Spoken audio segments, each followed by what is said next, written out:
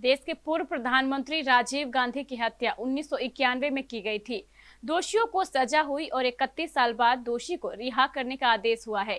इस मामले में कई मोड़ आए, राज्य सरकार के स्तर पर, राज्यपाल के लेवल और फिर केंद्र तक। अब सुप्रीम कोर्ट ने विशेषाधिकार का इस्तेमाल करते हुए बड़ा फैसला सुनाया है। हत्या के आरोप में फांसी, 11 साल की देरी पर दया याचिका का निपटारा, फांसी उम्र कैद में बदलती है और अब रिहाई का फैसला आया है। राजीव गांधी हत्याकांड में दोषी ठहराए गए एजी पेरारिवलन की यही पूरी कहानी है। उसकी रिहाई का रास्ता उसी दिन साफ हो गया था जब सुप्रीम कोर्ट ने केंद्र सरकार से पूछा था कि अगर जेल में कम समय की सजा काटने वाले लोगों को रिहा किया जा रहा है तो इस मामले में क्यों नहीं। आखिरकार बुधवार को देश की सबसे बड़ी अदालत ने राजीव गांधी के हत्यारे पर सुप्रीम फैसला ले लिया। उम्र कैद की सजा पाए 31 साल से जेल में बंद दोषी एजी पेरारिवलन को रिहा करने का सुप्रीम कोर्ट ने आदेश दिया है। न्यायमूर्ति एल नागेश्वर राव की अध्यक्षता वाली पीठ ने अनुच्छेद 142 के तहत अपने विशेषाधिकार का इस्तेमाल किया है। इससे पहले सुप्रीम कोर्ट ने राज्यपाल के फैसले को गलत बताते हुए स्पष्ट कहा था कि वो राज्य मंत्रिमंडल के परामर्श से बंधे हुए हैं। आइए इस बहुचर्चित मामले की कहानी समझते हैं। सुप्रीम कोर्ट का आदेश। पेरारिवलन को रिहा करने का आदेश देते हुए सुप्रीम कोर्ट की पीठ ने कहा है कि राज्य मंत्रिमंडल ने प्रासंगिक विचार विमर्श के आधार पर फैसला किया था। अनुच्छेद 142 का इस्तेमाल करते हुए दोषी को रिहा किया जाना उचित होगा। संविधान का अनुच्छेद 142 उच्चतम न्यायालय को यह विशेषाधिकार देता है जिसके तहत संबंधित मामले में कोई अन्य कानून लागू न होने तक उसका फैसला सर्वोपरि माना जाता है।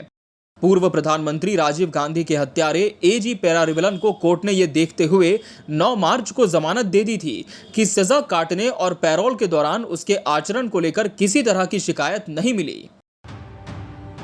तमिलनाडु के श्री पेरबंदूर में 21 मई 1991 को चुनावी रैली के दौरान एक महिला आत्मघाती हमलावर ने खुद को विस्फोट से उड़ा लिया था जिसमें राजीव गांधी भी मारे गए थे।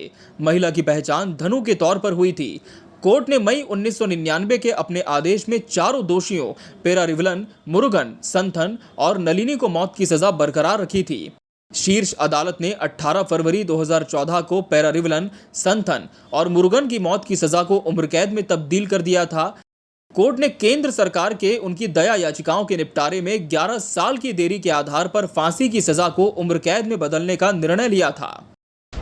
मामले में आया पेच। उम्र कैद की सजा हुई तो रिहाई की मांग उठने लगी। तमिलनाडु के मुख्यमंत्री स्टालिन ने सभी हत्यारों को 30 साल की सजा काटने के बाद रिहाई की मांग की। राष्ट्रपति को चिट्ठी लिखी गई। इधर राज्य मंत्रिमंडल ने फैसला किया और तमिलनाडु के राज्यपाल से सिफारिश की गई, लेकिन गवर्नर ने फाइल राष्ट्रपति के पास दिल्ली भेज दी और मामला लटक गया। कैदी, राज्य और रिहाई का गणित। दरअसल कैदी राज्य सरकार की निगरानी में होता है, इसलिए राज्य की जिम्मेदारी अधिक होती है। अगर राज्य सरकार सजा कम करने की अपील करे तो उसे सुन लिया जाता है। यह भी समझना महत्वपूर्ण है कि उम्र कैद 16 साल या 30 साल या हमेशा के लिए हो सकती है, लेकिन 14 साल से कम नहीं हो सकती। राज्य सरकार को सुनिश्चित करना होता है कि उम्र कैद की सजा वाला अपराधी 14 साल से पहले रिहा न हो। 30 साल का वक्त एक लंबा इंतजार होता है। मामला सुप्रीम कोर्ट पहुंचा तो इस कालखंड की चर्चा प्रमुखता से की गई।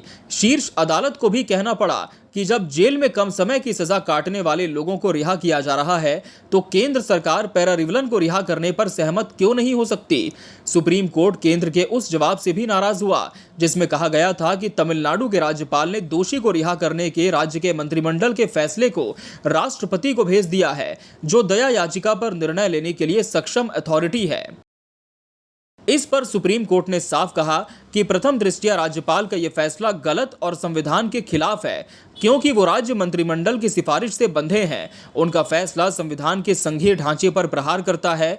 उसी समय न्यायमूर्ति एल.एन. राव और न्यायमूर्ति बी.आर. गवई की पीठ ने अपनी मंशा स्पष्ट कर दी थी कि वो पेरारिवलन की दलील को स्वीकार कर अदालत के पहले के फैसले के अनुरूप उसे रिहा कर देगी, और बुधवार को वही हुआ। Bureau report, KBC news.